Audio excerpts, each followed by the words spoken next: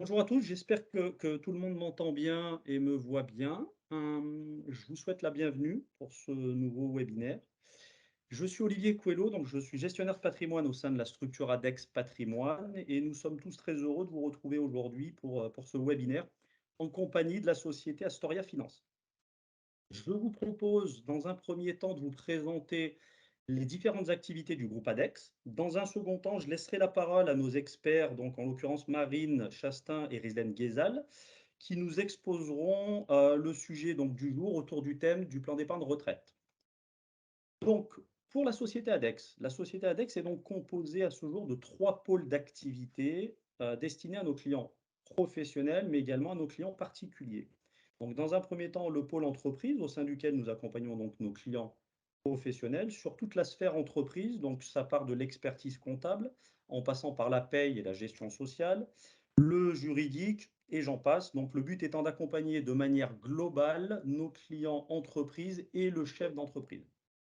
Dans un second temps, donc le pôle gestion des revenus locatifs, qui est dédié à la gestion comptable et fiscale de nos clients investisseurs en immobilier, donc qu'ils soient professionnels ou bien particuliers. Dans un dernier temps, donc le pôle gestion de patrimoine, donc dans lequel nous abordons tout l'univers de la gestion de patrimoine, en apportant à nos clients donc un conseil personnalisé, un conseil sur mesure, en balayant toute la sphère patrimoniale, donc qu'elle soit sur les investissements financiers, les investissements immobiliers, l'optimisation fiscale, la transmission du patrimoine, la protection conjoint enfant et bien entendu la retraite. Donc, point très important auquel nous sommes attachés chez Adex Patrimoine, c'est que nous ne proposons aucun produit, ni financier, ni immobilier, le but étant de conseiller, d'accompagner, de co-construire des stratégies patrimoniales avec nos clients. Donc, voilà pour la présentation de nos différentes activités. Je vous rappelle que vous retrouvez nos coordonnées via le chat ou bien dans le fil de la présentation. Donc, vous aurez nos mails, nos téléphones. N'hésitez pas à poser vos questions autour du thème du PER dans la conversation, puis nous vous y répondrons, bien entendu, soit en fin de présentation si nous avons le temps, soit nous prendrons contact avec vous pour affiner les réponses. Ce que je vous propose maintenant, c'est de suivre ensemble donc la présentation du jour et je vous invite une nouvelle fois à poser vos questions autour de ce sujet dans le fil de la conversation. Rizlen, je te laisse la suite de la présentation. Oui, je te remercie Olivier. Merci. Bonjour à toutes et à tous. Je suis donc Rizlan Ghezal, conseillère en gestion de patrimoine au sein du groupe Astoria Finance. Nous sommes partenaires du cabinet ADEX depuis de nombreuses années maintenant et nous accompagnons nos clients sur la gestion de patrimoine pendant tout le cycle patrimonial, à savoir de la constitution à la gestion jusqu'à la transmission des actifs et du patrimoine de nos clients. Euh, Notre collaboration, elle émane aussi du fait que nous proposons des solutions à nos clients que nous allons rechercher sur le marché. Donc, c'est la raison pour laquelle nous travaillons en collaboration avec le cabinet ADEX Patrimoine. Astoria Finance, en quelques chiffres clés, c'est plus de 8 milliards d'euros d'actifs sous gestion.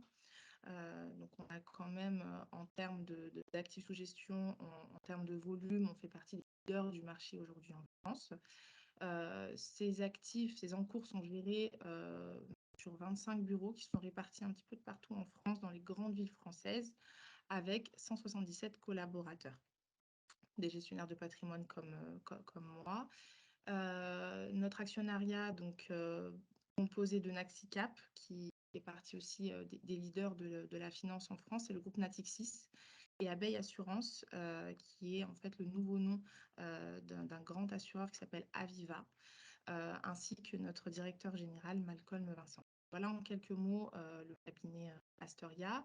Nous travaillons avec des partenaires, donc nous allons rechercher les solutions pour construire des stratégies patrimoniales sur le marché, sur deux thématiques principales. La première, c'est tous nos partenaires financiers, des assureurs, des cabinets de gestion financière et des partenaires immobiliers pour aller chercher ce type de solutions. Voilà pour les partenaires. Donc, je m'appuie sur 3 pôles d'experts au sein de Astoria Finance. Un pôle d'ingénierie patrimoniale qui est experts sur la partie vraiment gestion de patrimoine technique, dont fait partie Marine Chastain qui va vous présenter un peu plus en détail le PER. Un pôle de gestion financière qui est une équipe de 5 personnes localisées à Paris qui va faire de la sélection de fonds et de la gestion, ce qu'on appelle de l'asset management. Donc, on est vraiment accompagné sur la sélection et sur la partie donc, purement financière et un pôle immobilier. Donc, on est vraiment accompagné avec des experts, nous, en tant que généralistes de la gestion de patrimoine. Le dernier slide doit présenter le maillage de nos agences au sein de sur le territoire national. À titre personnel, donc, je suis basée à Lyon et j'accompagne donc mes clients sur la région Auvergne-Rhône-Alpes, mais aussi quelques clients, notamment sur la partie collaboration avec Adex Patrimoine, un petit peu de partout. Le sujet du jour, c'est donc le plan d'épargne retraite, qui est une enveloppe d'épargne dédiée à la retraite, mais pas que. C'est ce que nous allons développer aujourd'hui. Ce choix s'est fait en lien aussi avec le calendrier fiscal, puisque le plan d'épargne retraite a des atouts d'épargne et de suivi sur la partie revenus complémentaires, permet aussi d'avoir une déduction fiscale. Et le calendrier fiscal au 31/12 est très important, donc avant la fin de l'année. Et c'est la raison pour laquelle nous avons choisi d'aborder aujourd'hui ce thème. Donc, je laisse la main à Marine Chastain qui va vous parler un peu plus en détail du sujet du jour. Merci. Merci Rislaine. Bonjour à tous. Donc effectivement, moi je suis ingénieure patrimoniale chez Astoria Finance sur la région Rhône-Alpes. Aujourd'hui, on va développer un petit peu le plan d'épargne retraite. C'est probablement un produit que vous connaissez, dont vous avez déjà entendu parler. L'idée, c'est d'avoir une approche un petit peu globale et générale et de souligner finalement d'autres aspects du PER et notamment les atouts patrimoniaux de ce produit qui sont souvent un petit peu méconnus et sous-estimés. Donc, le programme sur ce webinaire, ça va être de faire vraiment un visu général avec les thèmes suivants. Le premier sera évidemment d'aborder quand même les principes de fiscalité, notamment la fiscalité à l'entrée et à la sortie, puisqu'il faut bien avoir en tête ces éléments de base pour avancer sereinement sur les projets. Une fois qu'on aura ça à peu près bien en main, on pourra évoquer les stratégies et les opportunités patrimoniales liées à la souscription et au versement sur un PER et notamment en 2022. On regardera aussi les stratégies et les opportunités patrimoniales au moment de la sortie. On verra notamment que le PER n'est pas que un outil retraite défiscalisant, mais c'est aussi un véritable outil patrimonial qui va pouvoir répondre aussi à des objectifs de transmission et parfois de manière plus intéressante et plus pertinente que l'assurance vie, par exemple. Et c'est pour ça qu'on finira sur un comparatif rapide entre justement l'épargne sur un PER et sur une assurance vie pour finalement prendre un petit peu de recul sur ce produit-là et voir qu'il est vraiment multifonction et qu'aujourd'hui, bah, c'est un outil qui permet à la fois de défiscaliser, mais surtout d'épargner de manière boostée grâce à la réduction d'impôts, tout en ayant des solutions intéressantes en termes de transmission à terme. Donc voilà un petit peu le programme. Concernant du coup le PER, donc évidemment l'épargne retraite aujourd'hui est au cœur des préoccupations des Français et à juste titre, on a un système de répartition qui est de plus en plus mis à mal, tout simplement en raison du vieillissement de la population, mais aussi du fait qu'on a des carrières qui sont quand même beaucoup moins linéaires que ce qu'elles ont pu être. Donc finalement, peu importe hein, les réformes de retraite à venir, on comprend qu'aujourd'hui, c'est assez indispensable quand même de se pencher sur le sujet et d'essayer d'anticiper au mieux le sujet de complément de revenus pour la retraite. Donc pour préserver son train de vie au départ à la retraite, évidemment en matière de gestion de patrimoine, il y a beaucoup de solutions. Le PER n'est pas l'unique solution, hein. C'est un ensemble de choses qui vont faire que l'anticipation sera intéressante et sera bonne. Mais le PER va faire partie d'une des réponses, en tout cas, pour cette préparation-là. En plus, évidemment, des autres atouts patrimoniaux qu'il va proposer et apporter sur une situation patrimoniale globale. Alors le PER, pour rappeler un petit peu, ce que c'est et d'où ça vient, évidemment, c'est un produit d'épargne, long terme. En réalité, c'est le nouveau produit retraite, hein, puisqu'il vient remplacer les anciens produits retraite, que vous connaissez peut-être, tels que le PERP ou encore les contrats Madelin pour les indépendants. Donc c'est un produit qui fonctionne par capitalisation, donc de manière complètement indépendante, du système de répartition qu'on connaît aujourd'hui en France sur les retraites.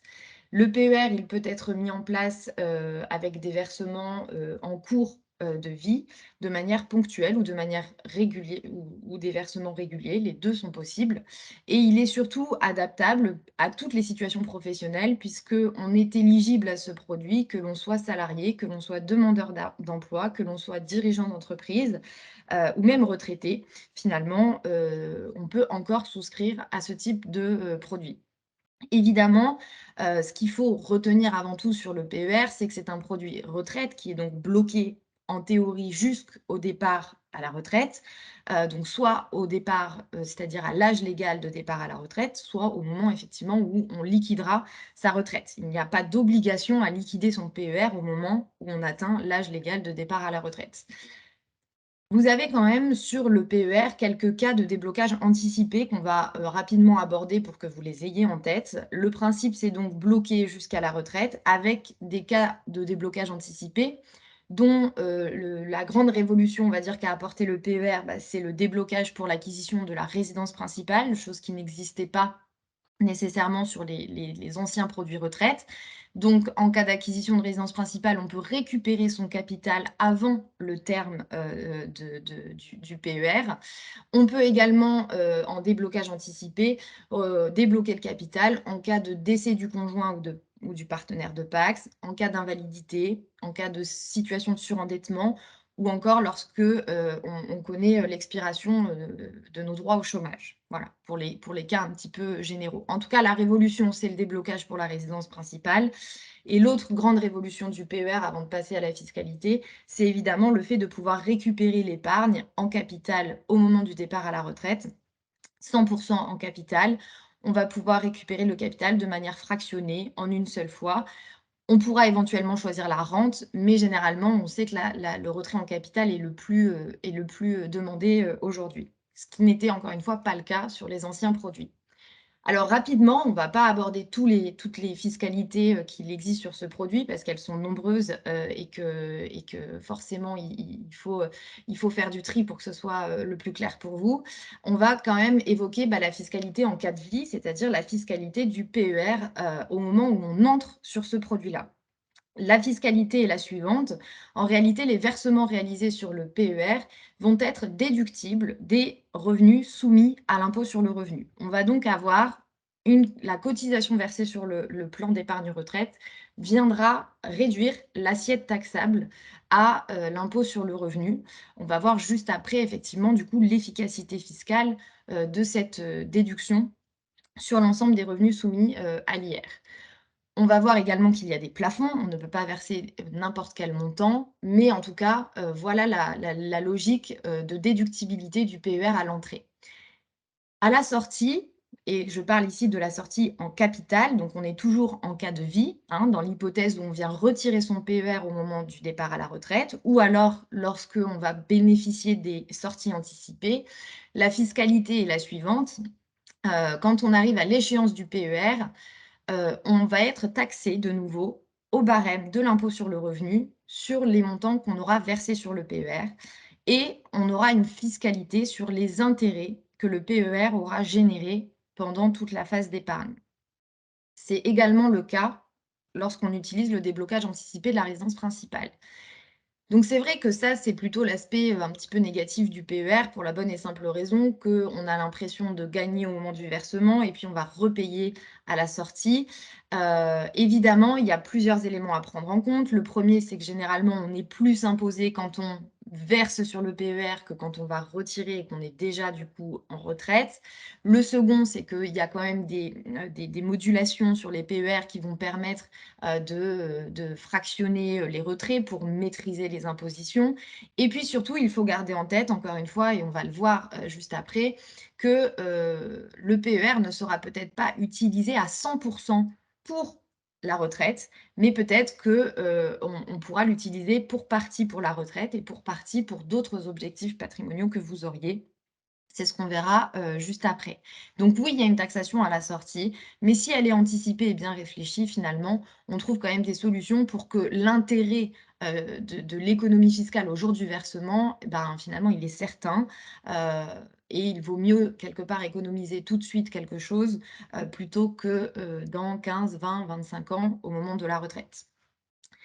Évidemment, pour les autres cas de sortie anticipée, et notamment l'invalidité, le décès, et cetera, ici, vous avez une totale exonération en cas de retrait.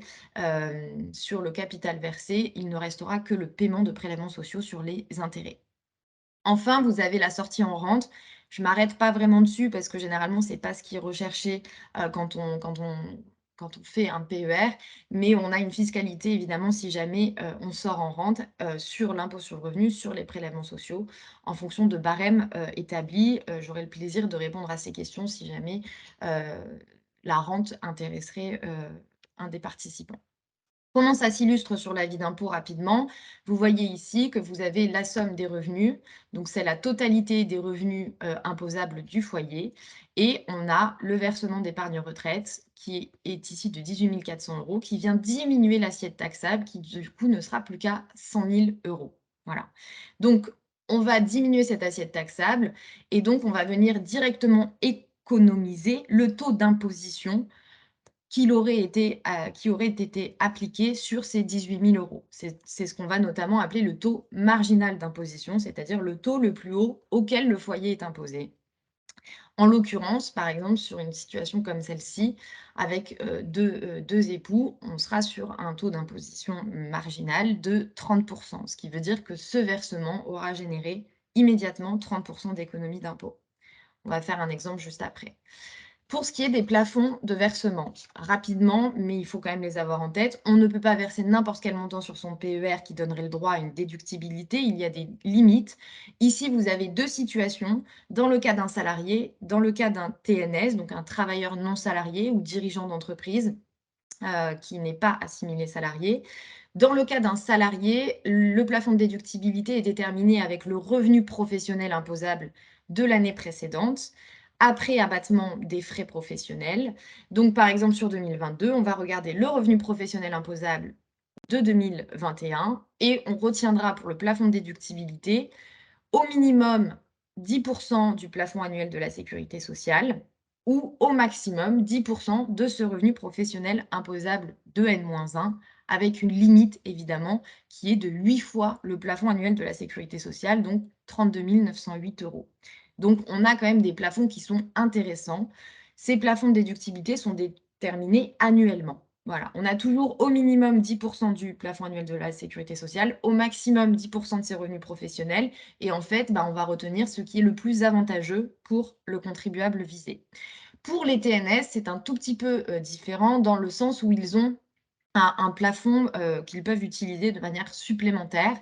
On va retrouver à peu près la même logique, sauf que le plafond est déterminé sur les revenus professionnels imposables de l'année en cours. Et sur le plafond de déductibilité, on retrouvera au minimum les 10% du plafond annuel de la sécurité sociale, mais au maximum, ici, les TNS vont pouvoir utiliser 10% du revenu professionnel imposable, toujours limité à 8 passes, mais ils vont pouvoir en plus utiliser 15% de ce revenu professionnel imposable, compris entre 1 et 8 plafonds annuels de la sécurité sociale, ce qui porte un plafond, par exemple, en 2022 à 76 100 euros pour l'année 2022 seulement, quand il est à 32 908 pour 2022 pour un salarié. Donc on voit qu'on a des plafonds qui sont quand même intéressants. Surtout, il faut savoir que ces plafonds ont la possibilité d'être encore plus importants avec une majoration du plafond annuel Pour la bonne et simple raison que le plafond de déductibilité va venir se majorer des plafonds de déduction qui n'auraient pas été utilisés au cours des 3 dernières années. Donc finalement, en 2022, et si vous n'avez jamais fait de versement sur un PER et jamais utilisé vos plafonds retraite, vous allez pouvoir utiliser le plafond calculé sur les revenus 2021, donc le plafond 2022 sur les revenus 2021, mais vous allez aussi pouvoir utiliser le plafond que vous n'aurez pas consommé 2021, 2020 et 2019. Ça veut donc dire que vous allez pouvoir cumuler l'ensemble de ces plafonds, ce qui peut représenter quand même un plafond de déductibilité sur le premier versement très important. Autre possibilité de majoration du plafond, le fait que l'on peut mutualiser les plafonds retraite entre époux ou partenaires de PACS dès lors qu'on a une soumission à une imposition commune. Ça veut dire que finalement, un époux qui épargne sur son PER mais qui n'a plus de plafond retraite parce qu'il les a déjà utilisés, pourra tout à fait venir utiliser les plafonds retraite de son partenaire de PACS ou de son conjoint au moment de sa déclaration d'impôt pour venir encore améliorer un petit peu l'effet fiscal du PER. Autre et dernier cas de majoration, si on peut dire, de plafond de déductibilité, le cas du PER ouvert au nom d'un enfant mineur rattaché à son foyer fiscal. En effet, tous les enfants bénéficient d'un plafond retraite qui forcément est égal à 10 du plafond annuel de la sécurité sociale, donc 4 100 € environ pour 2022. Et ils bénéficient aussi évidemment des plafonds qu'ils n'auraient pas consommés sur les 3 dernières années, tout comme c'est le cas pour le contribuable. Ça veut dire qu'un parent pourrait tout à fait ouvrir un PER au nom de son enfant mineur finalement, en utilisant et en bénéficiant d'un effet fiscal positif, avec un plafond déductible à nouveau du revenu global. Alors on va voir juste après justement quels seront, les intérêts, de la déductibilité, et de l'utilisation du PER pour un enfant mineur. Les plafonds d'épargne retraite, on les retrouve toujours à la fin de l'avis d'impôt, hein, qui sont présentés de cette façon-là. Ça vous permettra de savoir à peu près où vous en êtes. Et vous avez, par exemple, sur l'avis d'impôt reçu en 2022, donc septembre, vous avez l'information sur le plafond pour les cotisations que vous souhaiteriez verser en 2022 pour avoir clairement le droit à déductibilité correspondant. Alors, ensuite, finir sur la fiscalité et puis après on passera un petit peu aux opportunités et pourquoi c'est intéressant, on va parler de la fiscalité au décès. Très important puisque souvent, on la met un petit peu de côté, pour la bonne et simple raison qu'on pense beaucoup au versement et à la déductibilité. En réalité, il est très important d'avoir ça en tête. Alors, la fiscalité du PER en cas de décès est la suivante. Il y a une grande différence quand même entre la fiscalité de l'assurance vie et la fiscalité du PER. Pourquoi je fais ce lien-là? Parce que vous allez voir qu'on retrouve un petit peu, si vous connaissez la fiscalité de l'assurance vie, les thématiques et les principes de la fiscalité de l'assurance vie. Et pourtant, c'est quand même assez différent. Ce qui est très important de retenir, c'est que en cas de décès du titulaire du PER, ce qu'il va être important de regarder, c'est l'âge du souscripteur au moment, finalement, de son décès. Est-ce qu'au moment de son décès, le souscripteur a moins de 70 ans ou est-ce qu'il a plus de 70 ans? Donc là, nuance très importante avec l'assurance vie qui, je vous le rappelle, vient, proposer 2 fiscalités différentes, mais qui existent en fonction de, l'âge auquel on a versé les primes sur son contrat d'assurance vie. En assurance vie, vous avez une fiscalité pour les primes versées avant 70 ans et une fiscalité pour les primes versées après 70 ans. Pour le PER, la fiscalité, elle dépend de l'âge du décès. Donc, dans ce cas-là, si j'ai moins de 70 ans au moment de mon décès, mes bénéficiaires, puisque le PER prévoit bien des bénéficiaires, hein, comme le système de l'assurance vie, mes bénéficiaires vont être taxés de la manière suivante. S'il s'agit de mon conjoint, de mon partenaire de PACS, ils vont être complètement exonérés des capitaux décès. Donc ça, c'est plutôt une bonne nouvelle. Si mes autres bénéficiaires, eux, vont être taxés éventuellement selon les mêmes règles que le contrat d'assurance vie pour les primes versées avant 70 ans. Ça veut dire quoi? Ça veut dire que si je décède avant 70 ans, chaque bénéficiaire de mon PER aura le droit à un abattement de 152 500 € avant d'avoir un prélèvement sur le capital récupéré du PER. Donc le prélèvement est de 20% ensuite jusqu'à 700 000, puis 31,25 au-delà de 700 000 €. Donc là, on a une fiscalité extrêmement avantageuse, aussi avantageuse que celle de l'assurance vie. Évidemment, on est dans le cas du décès avant 70 ans, ce qu'on souhaite évidemment pas. On penche plutôt pour l'hypothèse d'un décès après 70 ans. Là, la fiscalité diffère puisqu'on a toujours une exonération pour les conjoints et les partenaires de Pacs. Par contre, pour les autres bénéficiaires, on va être taxé au droit de succession en fonction du lien de parenté entre le souscripteur et le bénéficiaire, après un unique abattement de 30 500 € sur les capitaux décès, tout contrat confondu. Donc là, on a une taxation un petit peu plus importante, c'est vrai, moins avantageuse en tout cas. Pour autant, vous verrez quand on fera le comparatif assurance vie et PER que c'est pas dissuasif comme outil de transmission pour les enfants ou pour les proches. On comprendra mieux ça tout à l'heure quand on va l'illustrer. Ensuite, évidemment, vous avez toujours la fiscalité si jamais il y a un décès en phase de rente. Il faut savoir que le PER, même si aujourd'hui il est beaucoup souscrit pour du retrait en capital, laisse souvent l'option aux souscripteurs de sortir en rente, et notamment avec une rente viagère. Donc là, vous avez une fiscalité particulière sur le décès en phase de rente, avec une taxation au moment du décès, au droit de succession, et une taxation annuelle de la rente en fonction de l'imposition et des barèmes établis. Je passe également cette information technique puisque, comme je vous le disais, encore une fois, la rente sur le PER est quand même assez peu utilisée. Mais voilà, je resterai évidemment à disposition pour entrer un petit peu plus dans le détail sur ces points-là. Donc voilà, grosso modo, sur la fiscalité du PER en cas de décès qu'il faut avoir en tête. On fait un petit cas pratique rapide, juste pour montrer un petit peu la puissance de l'économie d'impôt. Ici, on a deux personnes mariées sous le régime légal qui n'ont pas d'enfants et qui sont tous les deux salariés. Ce sont leurs uniques revenus. Ils déclarent 80 000 €, soit 72 000 € net après l'abattement de 10%. Ils ont donc un revenu global, la somme de leurs revenus imposables est de 144 000 €. Quand on fait le calcul et qu'on cherche la tranche marginale d'imposition, on se rend compte qu'il y a ici une tranche marginale d'imposition à 30%. Je vous rappelle que la tranche marginale d'imposition correspond à la tranche la plus haute à laquelle les revenus du foyer sont imposés.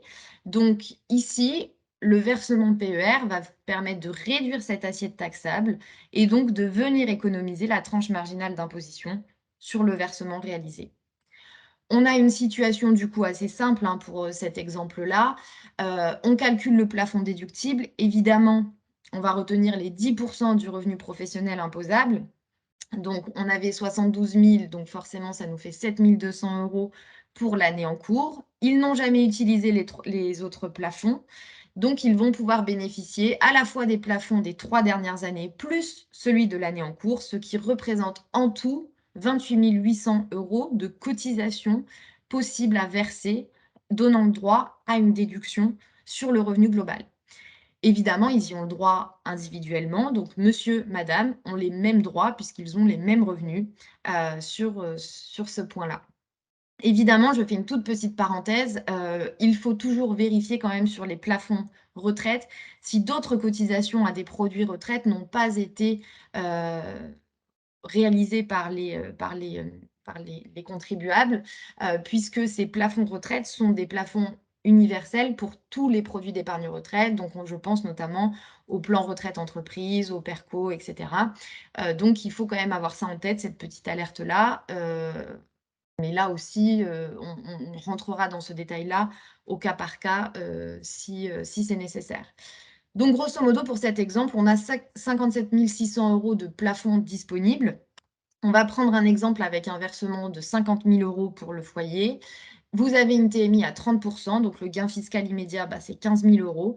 Donc, ça veut dire qu'on a pu investir un capital de 50 000 € avec un effort réel d'épargne de 35 000 € seulement. Voilà. Donc ça, c'est l'effet effectivement immédiat du PER. Maintenant, pour vous donner un petit peu plus de projection, j'ai fait une projection des résultats à terme, avec un départ en retraite à 65 ans.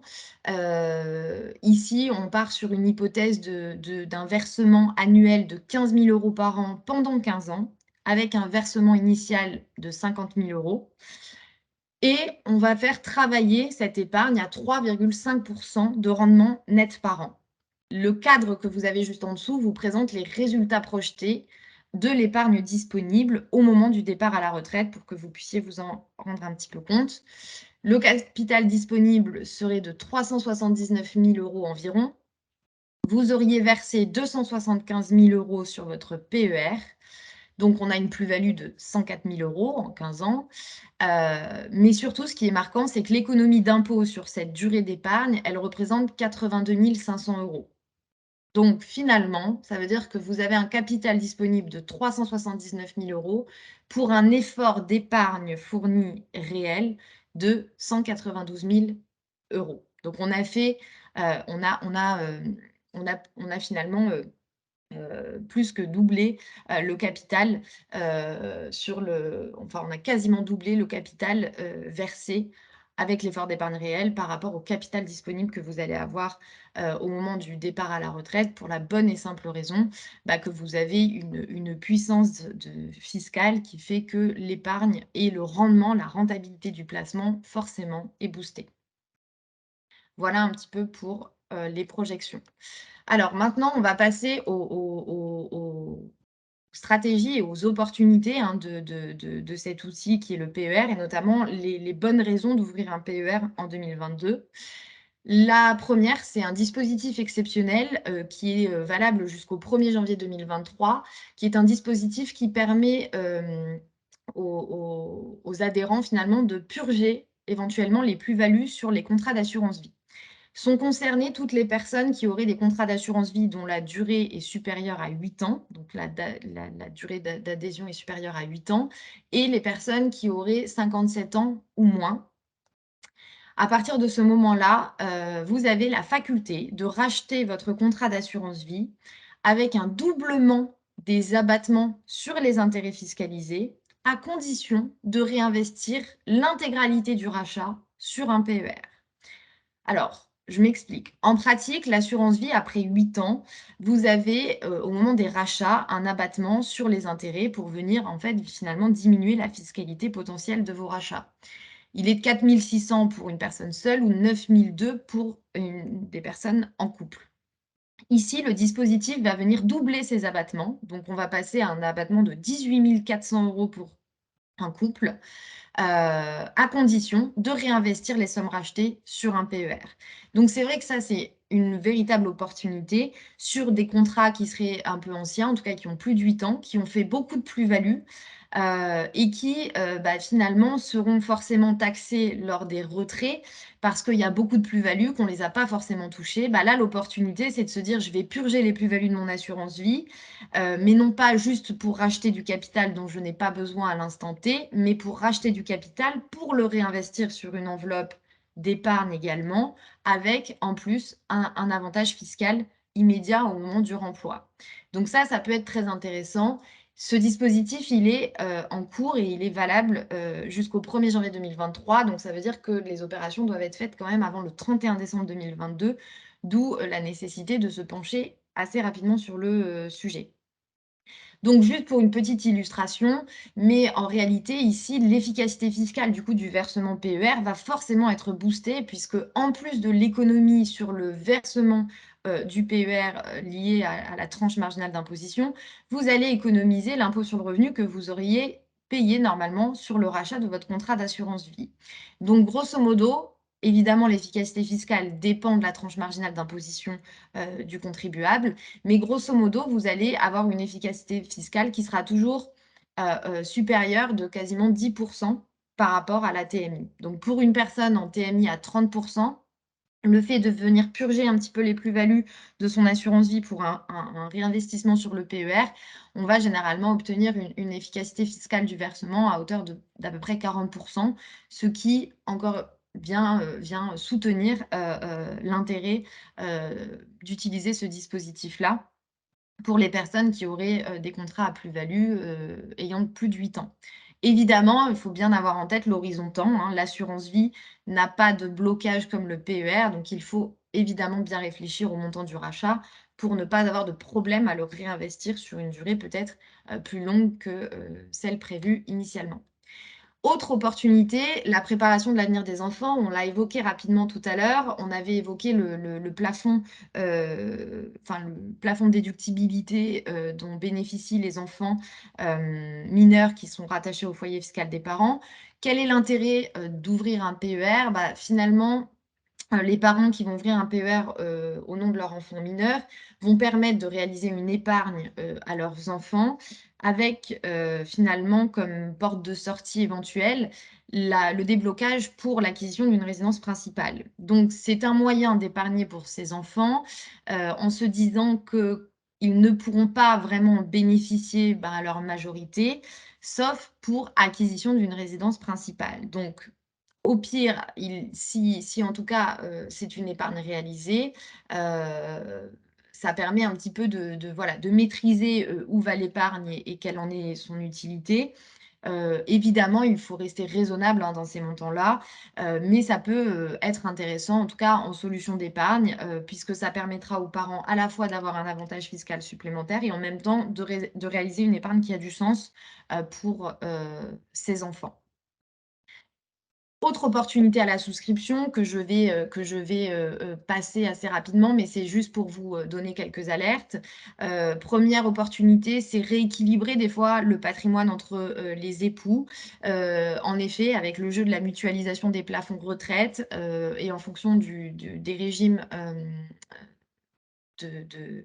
de communauté notamment, il va être possible, en cas de déséquilibre entre les revenus ou entre le patrimoine entre époux, d'aller finalement utiliser les plafonds de versement de l'époux ou du partenaire qui, lui, est mieux loti, c'est-à-dire qu'il a plus de revenus ou un patrimoine plus important, et de permettre à l'époux un petit peu moins dont le patrimoine est plus faible, d'ouvrir un PER à son nom, tout en utilisant les plafonds de versement de l'époux mieux loti.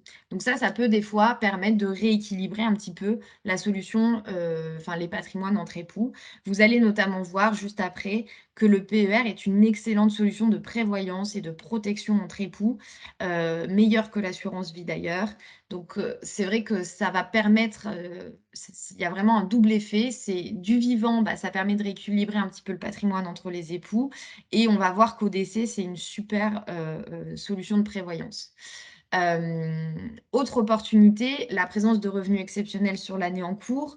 Alors ça, c'est une alerte à avoir aussi. Si vous avez eu des revenus exceptionnels tels qu'une indemnité de départ en retraite, une prime qui aurait été particulièrement importante, par son montant, mais aussi par sa nature.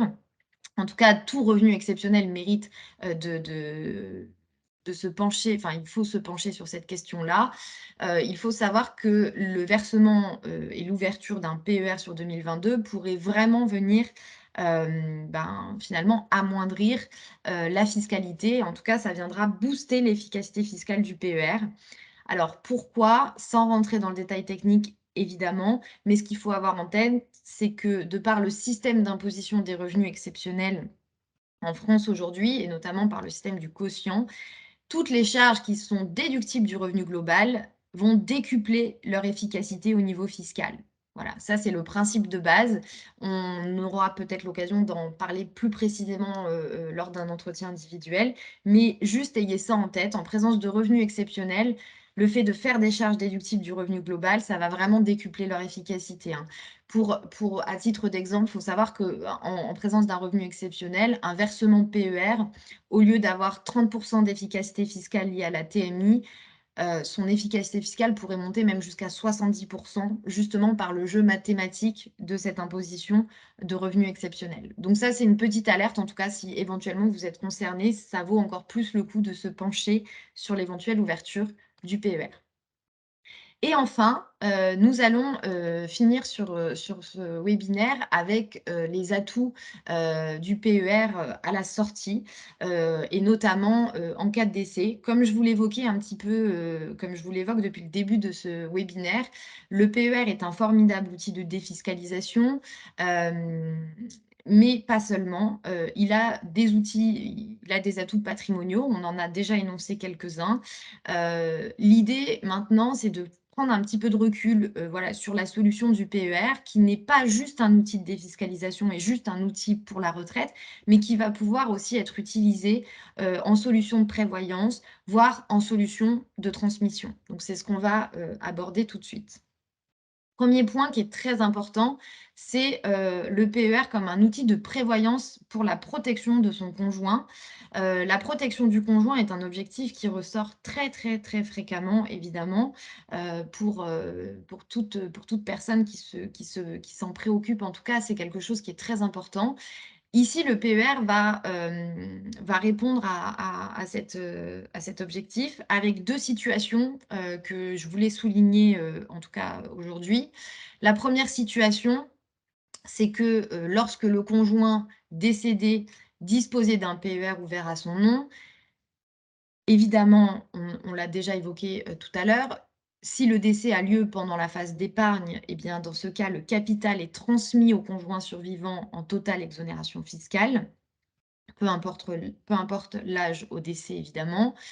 Si le décès survient après la mise en service d'une rente, hein, si jamais la rente avait été l'option choisie, la réversion de cette rente viagère au survivant est entièrement exonérée aussi. Voilà, donc ça c'est le premier sujet, hein.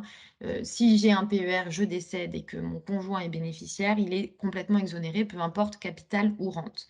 La deuxième situation est la plus parlante, c'est que lorsqu'au moment du décès, l'époux survivant dispose, lui, d'un PER ouvert à son nom, dans ce cas, il va pouvoir bénéficier du cas de déblocage anticipé qui va lui permettre de récupérer le capital placé en totale exonération d'impôt sur le revenu sur le capital débloqué, peu importe que celui-ci provienne des versements, peu importe que, ce capital provienne d'intérêts ou de produits générés pendant la phase d'épargne, la seule taxation qu'il restera, comme généralement tous les produits aujourd'hui en France, c'est l'assujettissement aux prélèvements sociaux sur les produits réalisés sur l'épargne, donc c'est-à-dire sur la partie des intérêts. Donc ici, ce cas est aussi intéressant parce que si j'ai un PER à mon nom, que mon conjoint décède, je vais pouvoir récupérer le capital de mon PER en totale exonération d'IR et que ce soit sur le capital et sur les intérêts.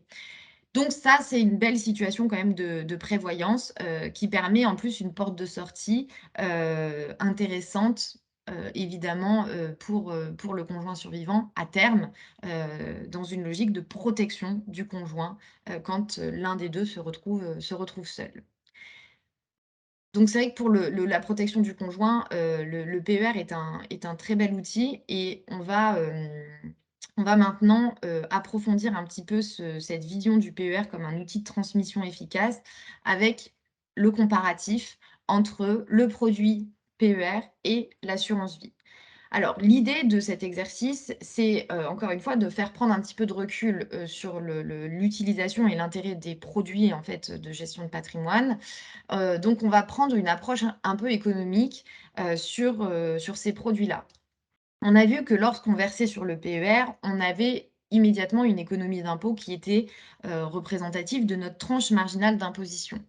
Donc, pour vous présenter des éléments qui sont comparables, on va retenir les hypothèses suivantes. On part du principe qu'on réalise le versement sur un PER de 10 000 € par an pendant 15 ans. On est sur une situation classique avec un couple marié qui a 2 enfants dont la tranche marginale est de 30%. Pour l'exercice, on a retenu un taux de rendement de 3%, donc on est sur un profil extrêmement prudent, hein, vu la durée de placement. Mais voilà l'hypothèse retenue. On est bien d'accord que pour pouvoir comparer cette épargne PER avec l'assurance vie, eh bien, on considérera que pour l'assurance vie, on n'aura versé que 7 000 € par an pendant 15 ans. En effet, avec l'efficacité fiscale du PER, quand je verse 10 000 € sur mon PER, le couple a 3 000 € de réduction d'impôt, d'économie d'impôt liée à la déductibilité des cotisations. Donc, l'effort d'épargne réel sur le PER, en réalité, c'est 7 000 €. Quand je verse sur mon contrat d'assurance vie, je n'ai pas d'effet fiscal. Donc, si je veux comparer, on va dire, un effort d'épargne réel constant et comparable, eh bien, je vais considérer que quand je verse 10 000 € sur mon PER, je ne peux verser que 7 000 € sur mon contrat d'assurance vie dans la situation présentée ici. Premier constat, en phase d'épargne. En phase d'épargne, voici les résultats. Bon, c'est assez simple à comprendre. Vous avez d'un côté l'assurance vie.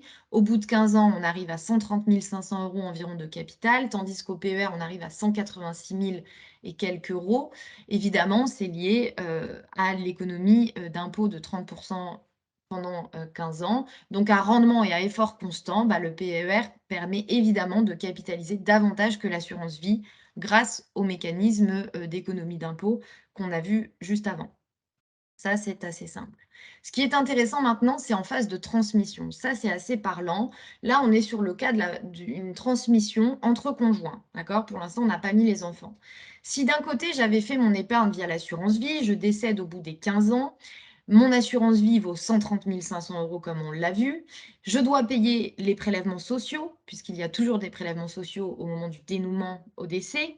Donc, les capitaux décès qui vont aller à mon conjoint ne sont plus que de 126 122 € une fois que j'ai payé mes prélèvements sociaux. Comparaison avec le PER, si j'avais fait cette épargne pendant 15 ans, et que je décède donc au bout des 15 ans, mes capitaux sont de 186 443 €. Non seulement le PER, il y a une exonération fiscale pour le conjoint bénéficiaire, mais en plus de ça, il n'y a pas de prélèvements sociaux au dénouement, au décès sur le PER. Donc là, vous avez un véritable gain. Vous ne payez pas de prélèvements sociaux. En plus de ça, vous avez bien mieux épargné grâce au mécanisme d'économie d'impôt. Donc finalement, vous laissez à votre conjoint survivant 186 443 € en lieu et place des 126 122 que vous auriez laissés en assurance vie pour le même effort d'épargne fourni pendant 15 ans. Donc là, c'est très parlant sur la meilleure protection du conjoint. Maintenant, pour les enfants. Ici, on a deux situations différentes. Dans le premier cas, on est toujours pareil sur l'assurance vie. Je décède au bout de 15 ans. J'avais versé toutes mes primes avant mes 70 ans. J'ai donc le meilleur régime fiscal de l'assurance vie, en tout cas qui existe aujourd'hui.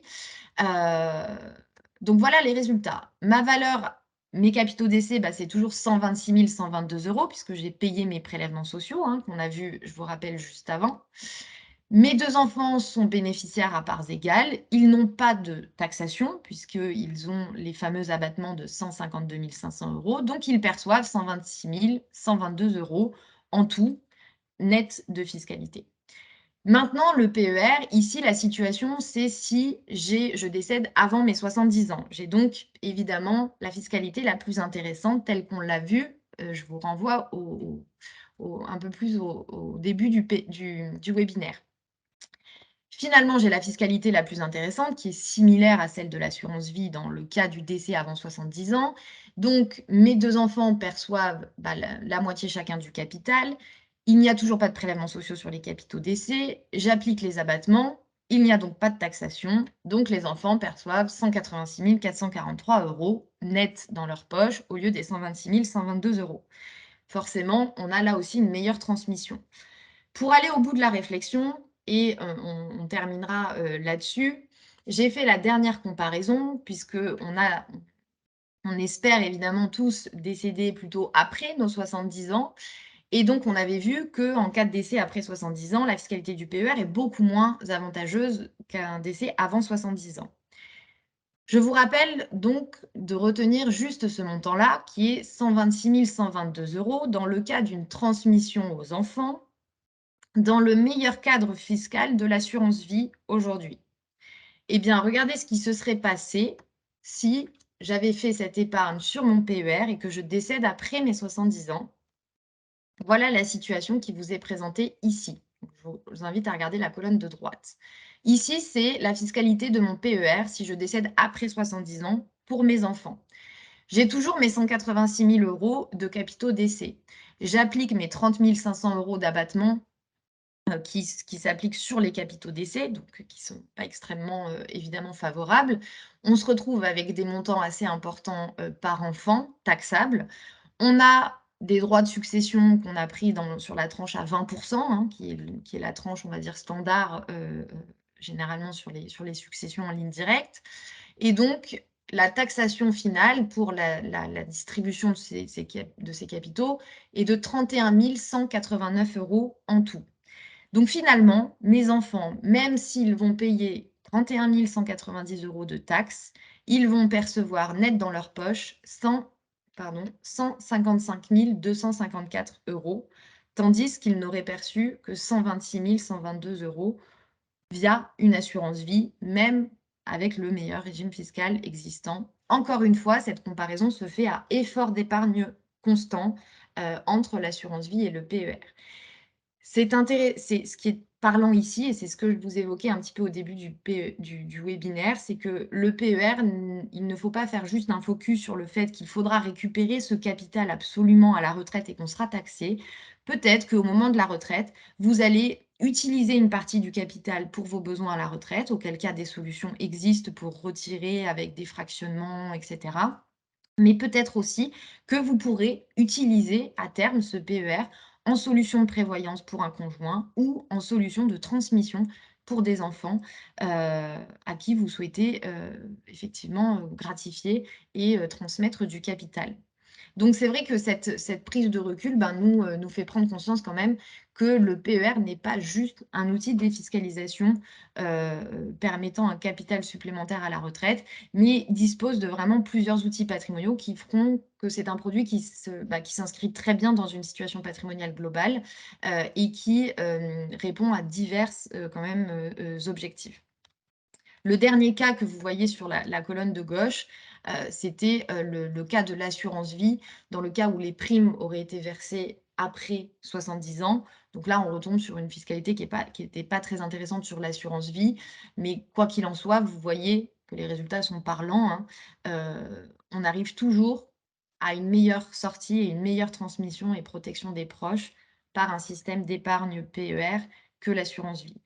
Attention, je finirai là-dessus, évidemment, et comme je vous l'ai déjà dit pendant le webinaire, le PER n'a pas la même finalité. L'assurance vie reste de l'épargne relativement disponible tout au long de votre vie, tandis que le PER a quand même cet horizon retraite qu'il faut garder en tête. Donc, on n'investit pas forcément les mêmes sommes sur un PER que sur une assurance vie, ou en tout cas, on réfléchit bien à son horizon temps quand on le réalise.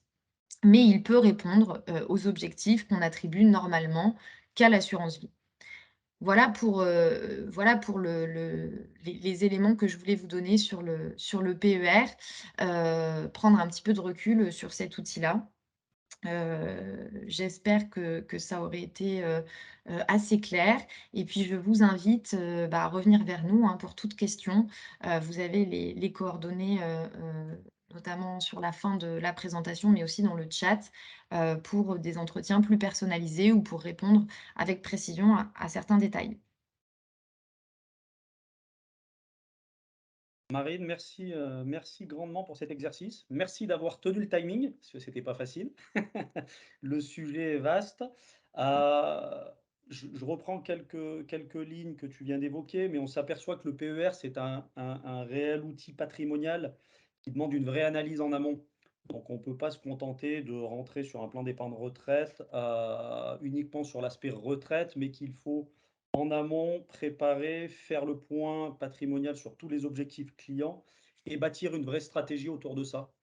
C'est la raison pour laquelle il faut se rapprocher des conseils pour bâtir cette stratégie qui sera personnalisée en fonction de tous les sujets que Marine vient d'évoquer, qui sont très vastes. Et le plan d'épargne retraite permet vraiment une analyse très précise et très fine des investissements. Petit rappel, mais je vous le redonne, sachez que si vous devez bâtir la stratégie avant la fin de l'année, enfin pour l'année 2022, il ne reste que très peu de temps.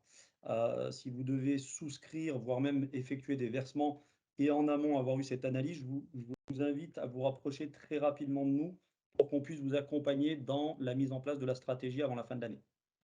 Je vous rappelle également que vous retrouverez ce webinaire en replay sur notre chaîne YouTube. Vous aurez de toute façon les éléments dans le fil de la conversation, donc sur le site ADEX. Et je vous invite une nouvelle fois à vous rapprocher de nous via les coordonnées que vous avez à l'écran pour qu'on puisse définir des rendez-vous personnalisés afin de vous accompagner là-dessus. Marine Rieslen, merci pour cette présentation. Et puis, je vous dis à très bientôt. Merci. Bonne Merci. journée. Au revoir. Au revoir.